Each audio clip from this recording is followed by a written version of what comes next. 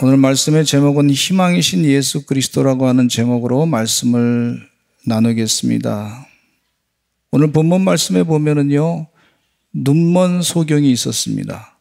이 소경은 어릴 때부터 눈이 멀었습니다.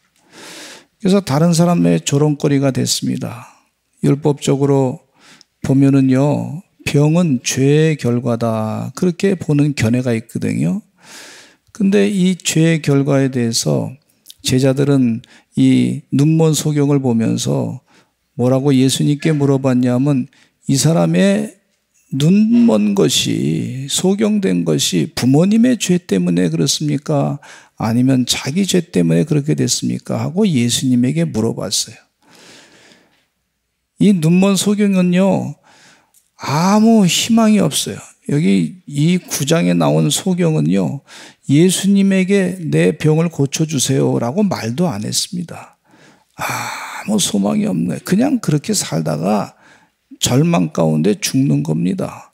그것이 이 눈먼 소경의 삶이었어요. 다른 사람이 주면은 먹고, 주지 않으면 굶고 거지 생활을 했던 걸 볼 수가 있어요. 참 안타까운 삶이죠. 절망적인 상황이었습니다.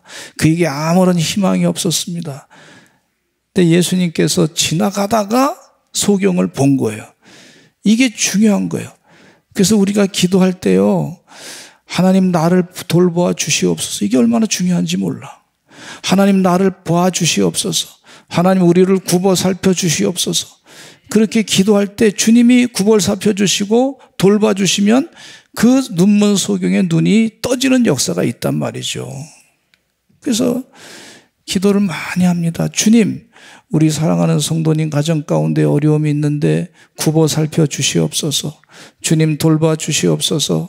예상치 않았던 일들이 벌어졌습니다. 아주 속상한 일이 벌어졌습니다. 하나님 굽어 살펴 주시옵소서, 돌봐 주시옵소서. 기도를 많이 하게 됩니다. 주님이 보시면 되는 거예요. 하나님이 보시면 되는 거예요. 그런데 이 눈먼 소경에 대해서 질문을 받았던 예수님께서 하신 말씀이, 그 부모의 죄 때문에 그렇게 된 것도 아니고 자기의 죄 때문에 그렇게 된 것도 아니고 이 사람을 통해서 하나님의 하시는 일을 드러내려 합니다 그랬어요. 그러면서 예수님께서 침을 뱉어가지고 진흙을 이겨가지고 그 눈에 바른 다음에 실로암 못에 가서 씻으라 그래서 그 말씀대로 그대로 순종했더니 눈이 싹 떠졌던 걸 볼 수가 있어요. 제가 볼 때는 눈이 그냥 있다가 떠진 게 아니라 눈이 없는 사람이 하나님의 은혜 가운데 눈이 만들어진 것을 볼 수가 있어요. 이건 보통 역사가 아닙니다. 기관이 내 장기가 없는데 그 장기를 하나님이 만들어 주신 것, 주님께서 만들어 주신 놀라운 역사가 일어난 것을 볼 수가 있어요. 이 창조 가운데 재창조의 아주 새로운 창조의 역사가 그 소경에게 일어난 줄로 믿습니다. 이 눈먼 소경에게는 큰 소망이 됐던 걸 볼 수가 있어요. 예수님이 소망이에요. 예수님이 소망. 이 본문 말씀 가운데 말씀하시는 내용이 뭐냐면, 주님이 곧 하나님이시다 하는 사인, 하나님의 아들이시다, 이 사인을 보여주시기도 하지만 그 사인을 체험하는 사람들은 바로 소망 가운데 살게 되는 줄로 믿습니다. 예수님이 이 땅에 소망이 되는 걸 볼 수가 있어요. 요즘에 우리 대한민국의 상황 가운데 우리 장로님 기도했듯이 상당히 좀 어려운 상황, 답답한 상황이 있어요. 그런데 이 상황 가운데서도 저는 기도합니다. 우리 사랑하는 성도도 기도하시기를 간절히 축원합니다. 하나님의 하시는 일을 보이실 줄로 믿습니다. 이런 믿음을 가지고 기도하시기를 간절히 축원합니다. 하나님이 하실 줄로 믿습니다. 아직도 우리에게 하나님이 살아계시니, 예수님이 살아계시니 희망이 있습니다. 첫째는요, 오늘 본문 말씀을 통해서 또 은혜를 받고자 하는데 희망의 눈을 뜨게 하신 예수님이시다 그랬습니다. 이 눈먼 소경을 눈을 뜨게 하시고 희망의 눈을 뜨게 하신 것을 볼 수가 있어요. 1차 세계대전과 2차 세계대전을 겪은 인류는 절망 속에 빠져 있었습니다. 독일의 신학자였던 위르겐 몰트만이라는 분은요, 2차 세계대전 당시에 독일군의 공군 보존으로 참여했다가 영국군에 의해서 포로로 잡혀가지고 벨지움이라든지 스코틀랜드라든지 잉글랜드라든지 이런 포로 수용소에 막 갇히게 됐어요. 그래서 살면서 그 포로 수용소 절망 가운데 있었냐. 포로 수용소라는 것이 뭐 사람을 잘 대접하는 그런 전쟁통의 포로 수용소가 얼마나 대접 못 받습니까? 그냥 억지로 살아가는 거죠. 다른 포로들은 말이죠. 보니까 절망과 좌절 가운데 있었어요. 힘들었습니다. 그 가운데서도 이 몰트만은 희망이 있다. 하나님이 함께 하시는 희망이 있다. 소망이 있다. 그런 믿음을 가지고 하나님을 의지하면서 기도했습니다. 그리고 나서 전쟁 이후에 쓴 책이 뭐냐면 하나님의 약속의 미래다. 언약이라고 하는 것은 하나님의 약속인데 그 약속은 미래 희망을 주시는 메시지다. 성경 말씀을 읽는 사람들은요, 아무리 어려워도 희망을 갖고 사는 사람들인 줄로 믿습니다. 우리 서산제일감리교 성도들은 희망 가운데 사시기를 간절히 축원합니다. 제가 신학교 1학년 때 신학교를 가니까 당시에 김철선 교수님이라고 분이 계셨어요. 아주 참 훌륭하신 분이고 신학생들을 얼마나 사랑하셨는지, 이분은 6.25 때 그 피난민 신학교에서 신학생들을 이불도 갖다 주시고 먹을 것도 갖다 주시고 자기가 받은 생활비에 모든 걸 다 주면서 후진들을 양성하는데 애썼던 그런 분이에요. 그러니까 그분이 말이죠, 신학교 교수님 할 때 다른 교수님들이 다 그분에 대해서 존경을 하시더라고. 근데 이분이 한번 간증하시는데 뭐라 하냐면 자기가 일본군에 끌려갔대요. 조선 징용을 당한 거죠. 그래서 이 징용을 당했는데 막 그냥 전쟁이 나는데 사람들이 막 죽어가니까 사생의 일본 군인이면 그래도 좀 대접을 받는데 그 조선징이라고 징용을 받았는데 이 희망이 없는 거예요. 어떻게 살아갈까 소망이 없는 거예요. 너무 답답해서 막 답답하고 막 그냥 절망 가운데 있고 좌절하고 있는데 어떤 사람이 그렇게 막 그냥 군대 생활 가운데 여러 사람들이 있지 않습니까? 어떤 사람이 신문을 이렇게 일본 신문을 펴고서 자기 얼굴을 가리고 뭘 보고 있더래. 그래서 이 사람이 도대체 뭘 보고 있나 하고 궁금해가지고요. 그 신문을 탁 챘어. 신문을 탁 챘더니 말이죠. 일본 사람이, 군인이 그 일본 말로 된 신약 성경책을 읽고 있더래. 그래서 그 사람이 예수 믿는 사람인 줄 알고 당신 나하고 성경책을 같이 읽기를 바랍니다. 그리고 나하고 서로 기도합시다. 일본말을 할 줄 아니까. 그러니까 그 자리에서 말이죠. 거기서 하나님 만나고 말씀을 읽으면서 하나님의 약속의 말씀을 믿으면서 희망을 갖게 됐고, 희망을 갖게 되면서 신약 성경을 열심히 읽으면서 신약 학자가 됐어요. 그래서 신약을 자기가 학자로서 가르친다는 거예요. 만약에 희망이 없이 그냥 살았더라면 에이 살다가 죽을 것이다 뭐 그랬으면 성경 말씀하고 신약 성경하고 신약 학자하고 자기하고는 아무도 상관이 없었고 신약 교수가 되는 것도 아무 생각도 없었을 것이라고 그렇게 얘기하면서 내가 이 말씀 전하는 거 이거 내가 목숨 걸고 내가 말씀을 지금 가르치는 거다고 그렇게 얘기하시더라고.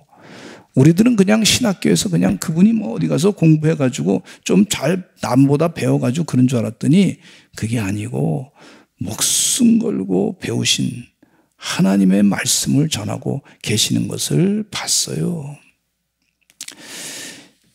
우리에게 성경 말씀은 약속의 말씀을 주셨기 때문에 그 약속의 말씀을 믿는 사람들은 희망의 말씀인 줄로 믿습니다. 아브라함이요,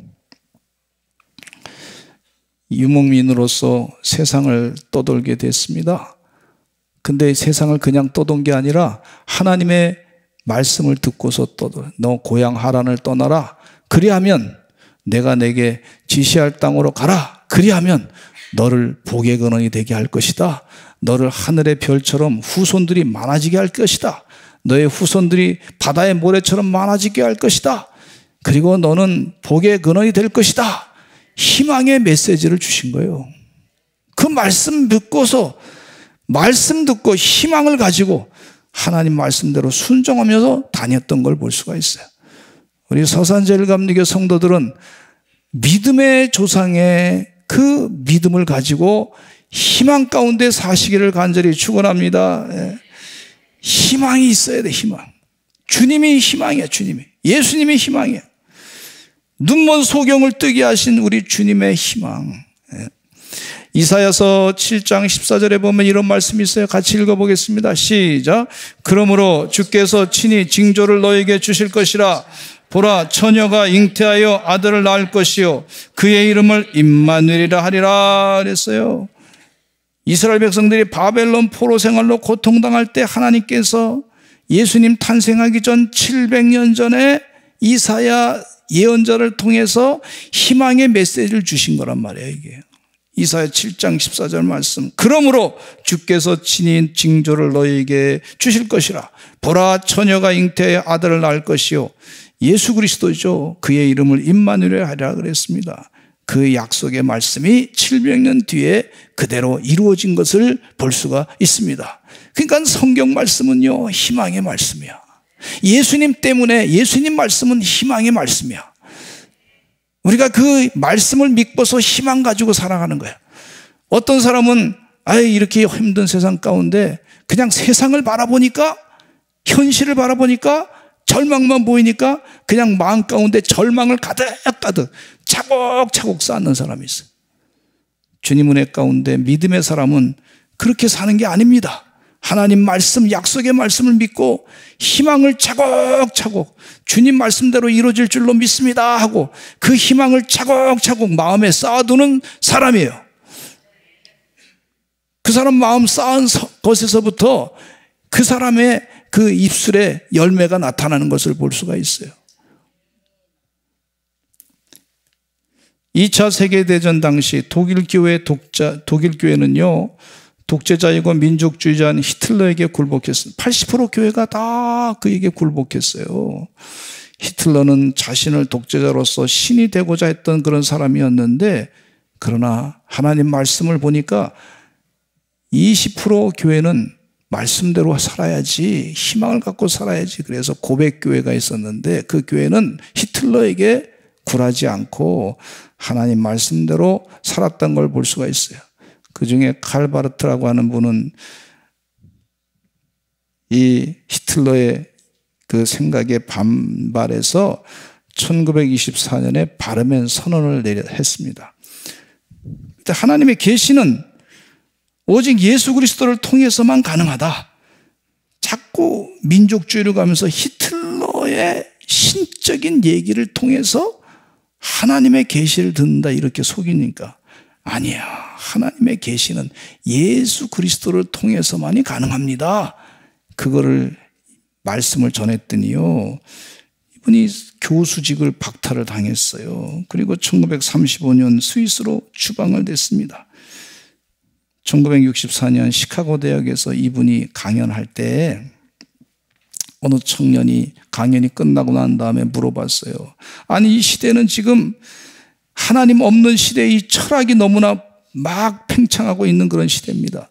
사람들이 이성으로 산다고 그러는데 너무나 자기 이기주의적인 생각을 가지고 삽니다. 이런 시대에 우리가 희망이 있습니까? 하고 물어봤어요. 그랬더니 이 칼바트라고 하는 목사님 신학자가 이런 얘기했습니다.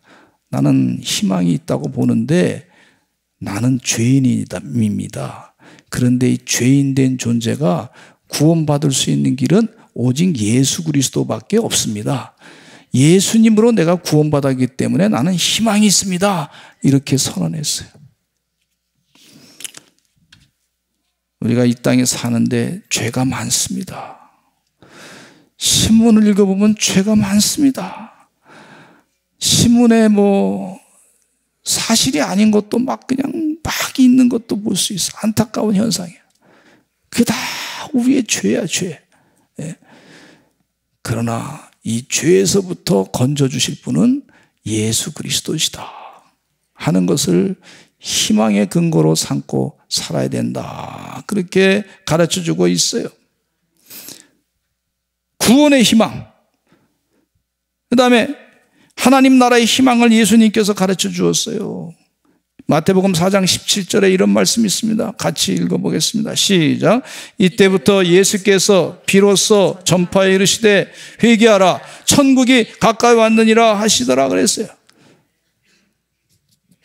로마 제국에 의해서 지배를 받고 있던 이 유태인들이 말이죠. 제국주의에 대해서 얼마나 고통을 당했는지 몰라.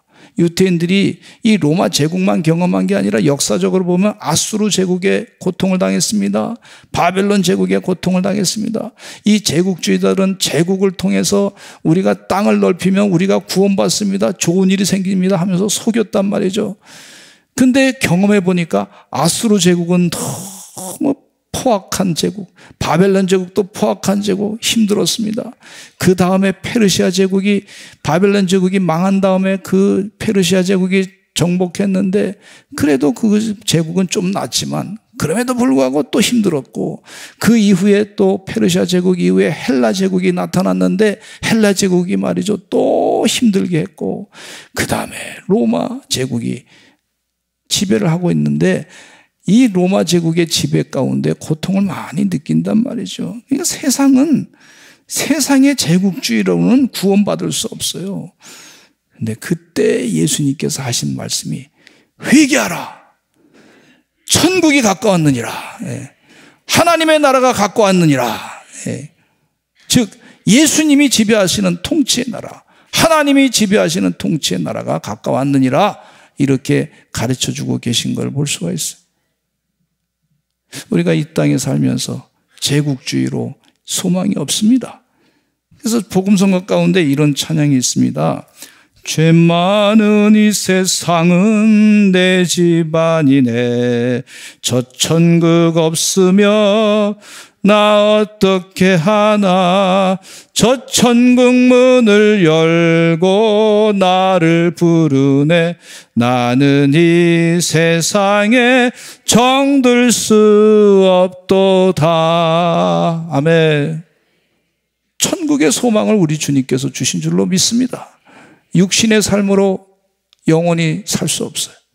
세상의 제국주의적인 개념으로 영원히 살 수 없어요. 천국의 삶이 있다. 주님께서 영생의 삶이 있다. 영원히 부활체의 모습으로 주님과 함께 동행하며 왕노릇하며 살 것이다. 이게 천국의 소망인 것을 분명하게 해주시고 있습니다. 이 소망을 가지고 사시는, 희망을 잃지 않고 사시는 주의 종들 되시기를 간절히 축원합니다. 스데반 집사님이요, 복음을 전했더니 유대인들이 미워가지고 돌로 쳐 죽이려고 그랬어요. 돌로 쳐 죽임을 당하면서, 순교를 당하면서 이 집사님께서, 하나님께서 그에게 영안이 띄어지게 하시고 천국에 앉아 계신 하나님의 보좌를 봤단 말이죠. 그리고 그것에 대해서 설명을 했어요. 보라! 하나님의 보좌가 저기 있다. 천국을 바라보라 그랬어요. 그랬더니 유대인들이 돌로 쳐 죽였어요. 근데 그 얼굴 모습은 천사의 얼굴 모습으로 바뀌어진 걸 볼 수가 있습니다. 왜? 돌에 맞아 죽어가면서도 소망이 있기 때문에, 천국의 소망이 있기 때문에. 이 땅은 잠깐 지나갈 것이고 영원한 천국의 소망이 있기 때문에 그렇게 주의 은혜 가운데 천국 소망으로 얼굴 모습이 천사의 얼굴 모습으로 바뀌어진 것을 볼 수가 있어요. 마태복음 예수님께서 산상수훈의 팔복에 대한 말씀하시면서 첫 번째 복이 뭐냐면요, 마태복음 5장 3절에 이런 말씀이, 읽어보겠습니다. 시작. 심령이 가난한 자는 복이 있나니 천국이 그들의 것이며. 심령이 가난한 자는 복이 있는데 천국이 그들의 것입니다. 그 마음 가운데 천국을 누리며 사는 거예요. 그런데 이 마태복음 5장 3절에 처음에 팔복의 처음 말씀이 심령이 가난한 자는 복이 있나니 천국이 그들 것이며 라고 말씀했는데, 마지막에 8번째 말씀도 같은 말씀이기를 의를 위하여 박해를 받은 자는 복이 있나니 천국이 그들의 것입니다 그랬어요. 우리는 천국의 시민권자로 살아가는 줄로 믿습니다. 천국이 그들의 것입니다. 우리 주님께서 약속하신 이 천국의 소망을 가지고 사시는 서산제일감에게 복된 주의 종들 되시기를 간절히 축원합니다. 또 가난한 자, 포로된 자, 눈먼 자에게 희망을 예수님께서 주셨어요. 누가복음 4장 17절로 19절 말씀에 예수님께서 선지자 이사야의 글을 읽었습니다. 같이 읽어보겠습니다. 시작. 선지자 이사야의 글을 드리거늘 책을 펴서 이렇게 기록된 데를 찾으시니 곧 주의 성령이 내게 임하셨으니 이는 가난한 자에게 복음을 전하게 하시려고 내게 기름을 부으시고 나를 보내사 포로된 자에게 자유를, 눈먼 자에게 다시 보내게 함을 전파하며 눌린 자를 자유롭게 하고 주의 은혜를 전파하게 하려 하심이라 하였더라 그랬어요. 여러분, 이 세상 살다 보니까 요즘에 현상 가운데 어떤 현상이 있냐면 중상층은 자꾸 없어지고 양극화 현상이 일어난다 그래요. 부자는 자꾸 부자가 되고 가난한 사람은 자꾸 가난해진다고, 그런 현상을 우리가 양극화 현상이라고 볼 수 있는데, 그 양극화 현상을 지금 많이 보게 됩니다. 가난한 사람들은 자꾸 가난해져. 포로된 자들, 그래서 가난하다 보니까 또 아주 힘든 일을 또 해야 돼. 그래서 포로된 자처럼 사는 거예요. 또 그러다 보니까 좋은 정보는 얻지 못하고 눈먼 자처럼 그렇게 살아가는 안타까운 현상을 볼 수가 있는데, 그들에게 우리 주님께서 소망이 되어주시는 줄로 믿습니다. 6.25 이후에 제가 1959년생인데 우리 집은 참 가난했어요. 글쎄 그때 다 가난한 사람들이 많이 있었어요.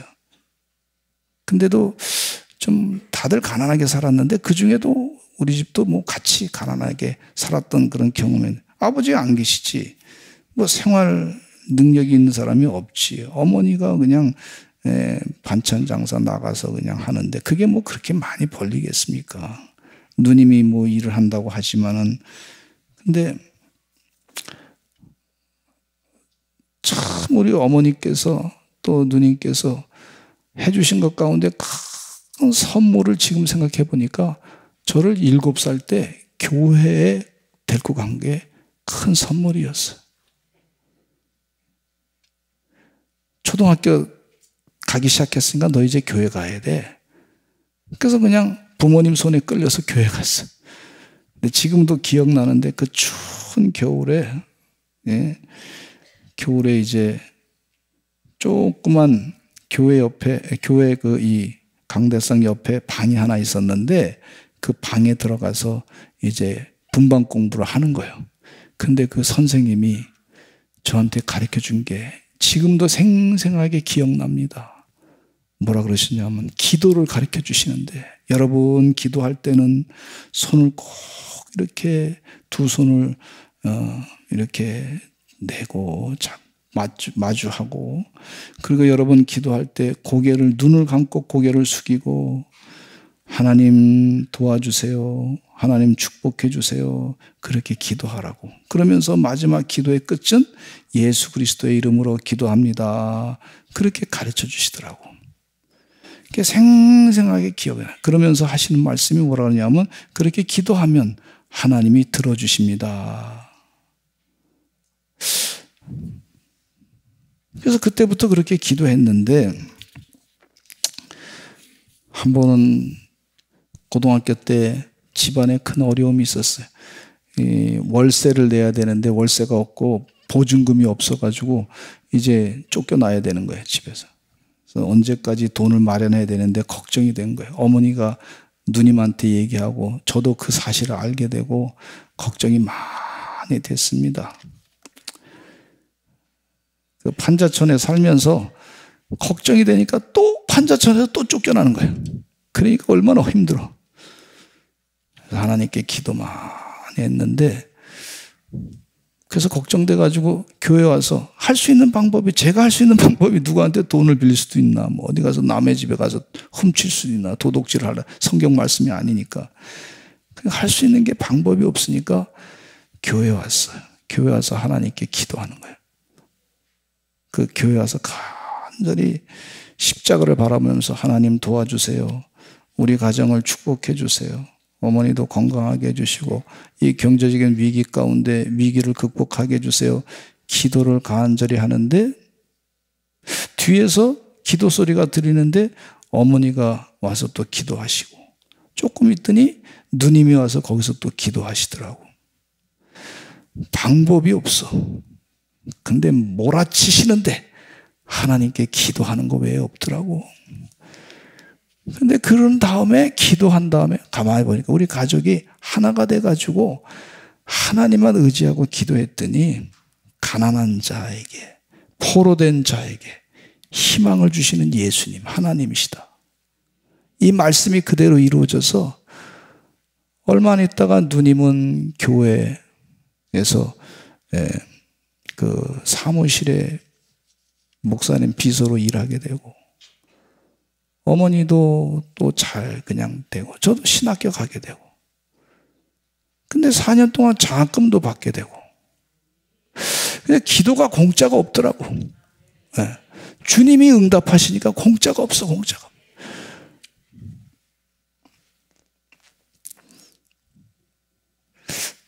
주님 은혜 가운데 이 말씀이 약속의 말씀이 그대로 믿고 기도할 때 이루어지는 줄로 믿습니다. 네.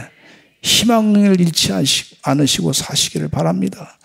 귀신 들린 자에게도 희망을 예수님께서 주셨어요. 누가복음 4장 34절로 35절 말씀에 보니까 이런 말씀이 있어요. 시작. 아, 나사렛 예수여, 우리가 당신과 무슨 상관이 있나이까? 우리를 멸하러 왔나이까? 나는 당신이 누구인 줄 아노니 하나님의 거룩한 자니이다. 예수께서 꾸짖어 이르시되 잠잠하고 그 사람에게서 나오라 하시니 귀신이 그 사람을 무리 중에 넘어뜨리고 나오되 그 사람은 상하지 아니한지라 그랬어요. 귀신을 물리칠 수 있는 능력은요, 예수님밖에 없습니다. 이 불을 끌 때도요, 어떤 때는 물로 끄기도 하고 불은요 화학약품을 내야 되고 어떤 때는 모래를 덮기도 하고 뭐 그렇더라고요 보니까. 근데 귀신을 물리칠 수 있는 방법은 예수 그리스도밖에 없어요. 그래서 희망이 뭐냐? 마귀를 물리치고 마귀 사상을 물리치고 마귀 생각을 물리치고 하는 것은 예수 그리스도밖에 없어요. 여러분, 대한민국을 살리는 길은 예수 그리스도밖에 없습니다. 이 대한민국에 악령의 역사가 가득 찼는데 그걸 물리칠 수 있는 길은요, 예수 그리스도밖에 없어요. 그러니까 예수님께서 해결해 주시겠다 그랬어요. 믿음을 가지고 우리가 은혜 가운데 열심을 다해서 복음을 증거해야 될 줄로 믿습니다. 마귀의 사상, 그 가운데 사상 가운데 들여다보면요, 하나님이 없고 마귀 사상이 가득 찬 걸 볼 수가 있는데 그것을 해결할 길은요, 예수 그리스도의 소망의 메시지, 구원의 말씀만이 없는 줄로 믿습니다. 그래서 우리가 기도할 때 나사렛 예수 그리스도의 이름으로 명하노니 마귀는 물러갈지어다 그러지 않습니까? 마귀는 물러가게 될 줄로 믿습니다. 그 다음에 예수님은 어떤 희망을 주셨냐면 사람의 기대감을 뛰어넘어서 희망을 예수님께서 주셨어요. 마태복음 7장 7절로 11절 말씀해 보니까 저는 이 말씀 보면서 너무 좋은 것은요, 마지막 부분에 하늘에 계신 너희 아버지께서 구하는 자에게 좋은 것으로 주시지 않겠느냐. 하나님이 좋은 게 좋은 거예요. 우리가 좋은 게 어떤 땐 좋을 수도 있고 안 좋을 수도 있어요. 그러나 하나님이 주시는 것은 가장 좋은 것인 줄로 믿습니다. 같이 읽어보겠습니다. 시작. 구하라 그리하면 너에게 주실 것이요, 찾으라 그리하면 찾아낼 것이요, 문을 두드리라 그리하면 너에게 열릴 것이니 구하는 이마다 받을 것이요, 찾는 이는 찾아낼 것이요, 두드리는 이에게는 열릴 것이니라. 너희 중에 누가 아들이 떡을 달라 하는데 돌을 주며 생선을 달라 하는데 뱀을 줄 사람이 있겠느냐. 너희가 악한 자라도 좋은 것으로 자식에게 줄 줄 알거든 하물며 하늘에 계신 너희 아버지께서 구하는 자에게 좋은 것으로 주시지 않겠느냐. 우리 주님께서 가장 좋은 것으로 주실 줄로 믿습니다. 희망이 있는 거예요, 우리에게. 가장 좋은 것으로 주시지 않겠느냐. 하나님 우리에게 가장 좋은 것으로 주실 줄로 믿습니다. 지금 이 상황 가운데 내 생각을 뛰어넘어서 가장 좋은 것을 주실 줄로 믿습니다. 구하고 찾고 문을 두드리시는 하나님의 종들이 되시기를 간절히 축원합니다. 사명을 새롭게 하신 희망이신 예수 그리스도신데, 여러분 사람이요 살다가 보면 사명이 없으면요 공허해요. 그래서 이것도 누려보고 저것도 누려보고 별거 다 하다가 나중에는 절망 가운데 그냥 빠져버리는 안타까운 현상이 있는데, 예수님께서 베드로를 부활하신 다음에 불렀어요. 베드로야, 너 생선 좀 가져오라. 떡을 준비했으니 아침 같이 먹자. 그리고 초청을 했어요. 근데 베드로가 예수님을 생전에 계실 때, 그 육신으로 예수님께서 계셨을 때, 그때 예수님을 3번이나 부인했잖아요. 십자가 못 박게 저희 돌아가시기 전에 3번 모른다고 그렇게 부인했어요. 그러니까 예수님 부르니까, 부활하신 주님 부르니까 얼마나 부끄럽습니까? 수제자로서의 자기 역할을 못 감당했으니까 너무너무 부끄러웠어요. 근데 예수님이 불렀어요. 예수님은 혼내주실 것 같아. 너 같은 자는 이 예수님의 제자가 될 수 없어. 너는 수제자도 될 수 없어. 뭐 이렇게 하고 혼을 내주실 줄 알았는데, 예수님께서 그에게 사명을 또 맡기시는 걸 볼 수가 있어요. 사명을 맡겼어요. 뭐라 하냐면, 네가 나를 사랑하느냐, 다른 사람보다 더 사랑하느냐, 이렇게 예수님 물었더니 내가 주님을 사랑하는 주께서 아시나이다, 그렇게 말씀하시니, 베드로가 얘기하면서, 그러니까 예수님이 하신 말씀이 내 양을 먹이라, 내 양을 치라, 내 양을 먹이라 3번 부인했던 베드로처럼 3번 말씀하셔서 사명을 주시는 것을 볼 수가 있어요. 이 사명을 받고서 희망 가운데 열심을 다해서 복음을 전했던 베드로의 모습. 그러다 보니까 성령 충만도 받고, 감옥에 있을 때 교회가 기도했더니 베드로가 천사를 통해 가지고 감옥에서 건짐받게 됐고, 계속해서 초대교회가 부흥했던 역사가 있는 것을 볼 수가 있습니다. 우리 속회 가운데 작은 그룹에 모여서 속회 예배를 드리지만은 2-3사람이 모인 곳에 나도 너희와 함께 있겠다고 말씀하셨으니까, 예수님의 이름으로 모이기만 하면 예수님이 그 가운데 함께 하시는 줄로 믿습니다. 그 가운데 작은 그룹이지만 소망이 넘치는 것을 볼 수가 있어요. 이 주님과 함께 동행하며 희망을 가지고 사는 사람은 다른 사람에게도 소망을 전파하는 줄로 믿습니다. 굉장히 긍정적인 사람이 되고, 굉장히 적극적인 사람이 되고, 삶이 태도가 바뀌어지는 걸 볼 수가 있어요. 어떤 사람은 절망 가운데 이래도 안 돼 저래도 안 돼 그렇게만 사는 사람은요 정말 힘이 자꾸 빠지게 되고, 그런 사람하고는 다른 사람들이 같이 일하고 싶지 않은 경우가 있어요. 그러나 소망을 가지고 사는 사람은, 저 사람은 왜 이렇게 열심히 살지? 왜 이렇게 기쁘게 살지? 다른 사람이 봤을 때 저 사람 안에 뭐가 있지? 예수 그리스도가 있기 때문에 그렇습니다. 희망이신 예수 그리스도가 있기 때문에 그렇게 사는 줄로 믿습니다. 우리 서산제일감리교 성도들이 예수님이 소망 되셔서 사시는, 예수님의 모습을 드러내시는 주의 종들이 다 되시기를 간절히 축원합니다. 우리 다 같이 주여 한번 외치고 기도하겠습니다. 하나님, 소망이신 주님을 의지하며 살게 하여 주시옵소서. 절망 가운데 오히려 주님을 바라보며 소망 가운데 살게 하여 주시옵소서. 우리 주여 한번 외치고 기도하겠습니다. 주여.